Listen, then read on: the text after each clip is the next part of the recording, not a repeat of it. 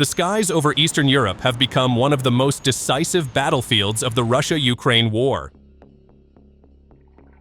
By early 2026, unmanned aerial vehicles were no longer simply reconnaissance tools hovering above trenches. They had evolved into long-range strike platforms capable of threatening logistics hubs, energy facilities, and even cities deep behind the front lines. Night after night, large drone swarms crossed the skies, forcing air defenses into constant engagement. Yet on March 3, 2026, the Russian armed forces launched a calculated response that signaled a shift in strategy. Instead of merely intercepting incoming drones, Moscow chose to strike the infrastructure that enabled them. According to reports from the Russian Ministry of Defense, a coordinated operation involving missiles, aviation, artillery, and unmanned systems targeted Ukrainian long-range drone launch sites and production nodes, marking a pivotal escalation in the aerial dimension of the conflict. Keep your eyes to the story to see how it happens.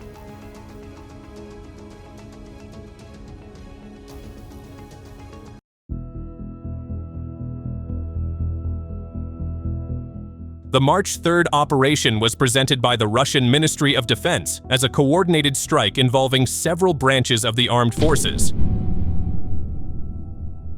According to the statements by Sputnik International, operational tactical aviation, unmanned aerial vehicles, missile forces, and artillery were used to hit Ukrainian facilities connected to long-range drone operations.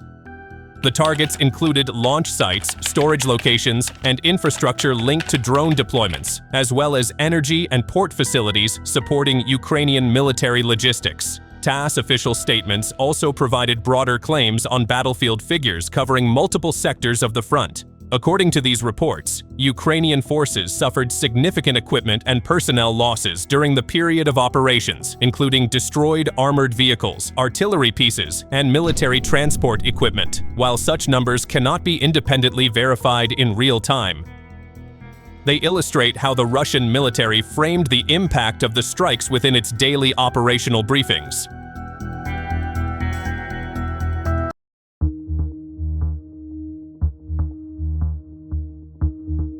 The answer can already be seen in the scale and intensity of recent aerial operations across the theater. In the first week of March 2026 alone, the tempo of drone and missile warfare reached levels rarely seen earlier in the conflict.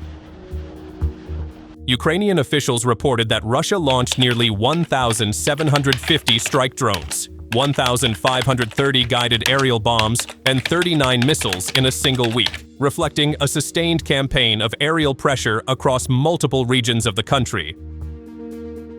The strikes targeted a mixture of infrastructure, logistical nodes, and military facilities across the battlefield. As reported by the AP News, the large-scale attacks continued to unfold in early March. On March 7th, a massive overnight strike wave involved approximately 480 drones and nearly 30 missiles launched toward Ukrainian territory, hitting multiple locations across the country.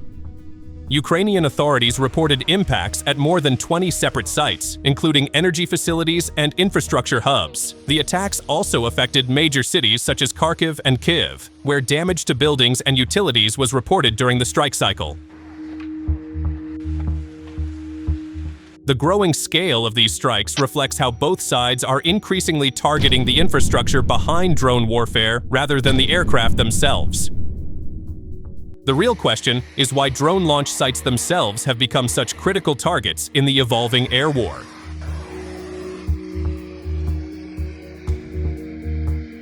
Unlike conventional air bases, many drone launch points are temporary and highly dispersed. Ukrainian long-range drones are often launched from improvised locations, such as rural clearings, road sections, or small airfields, allowing operators to relocate frequently and complicate detection.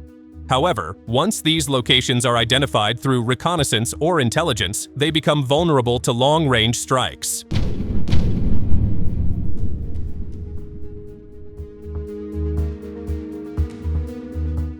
This dynamic has turned drone infrastructure into a strategic target category in the war. Instead of focusing exclusively on intercepting drones already in flight, military planners increasingly attempt to disrupt the system earlier in the chain, destroying launch locations, logistics hubs, and production facilities before the drones can be deployed. And that shift raises a crucial strategic question. If drone warfare depends on a network of launch points, factories, and supply chains, what happens when the war expands to target that entire network rather than the drones themselves?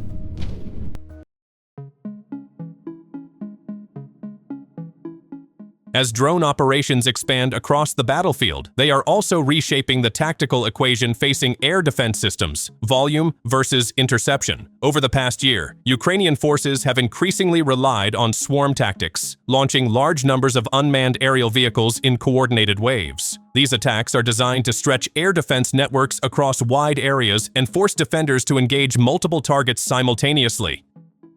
In several recent strike cycles, Russian authorities reported intercepting dozens, and in some cases more than 100 Ukrainian drones approaching different regions of the country during a single night of operations. Such figures highlight how drone warfare is no longer defined by isolated UAV strikes, but by large-scale aerial engagements unfolding across vast stretches of airspace.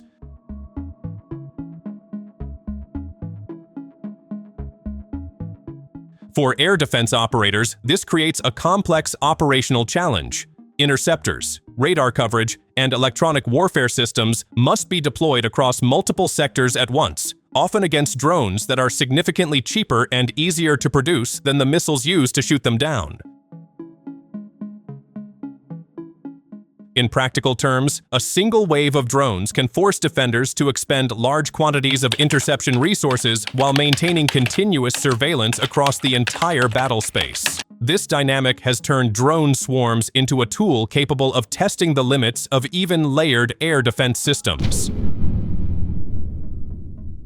Within this environment, striking drone launch infrastructure becomes a way to reduce pressure before those aerial battles even begin. By targeting launch locations, storage facilities, and staging areas where drones are assembled and prepared for deployment, military planners aim to limit the number of unmanned aircraft entering the airspace in the first place. Instead of confronting every drone individually once it is airborne, the objective becomes disrupting the launch cycle itself. In a conflict where hundreds of drones can appear in a single night, preventing those aircraft from taking off may prove just as decisive as intercepting them in the sky. So, what are your thoughts on this? Share it below. Until then, thanks for watching.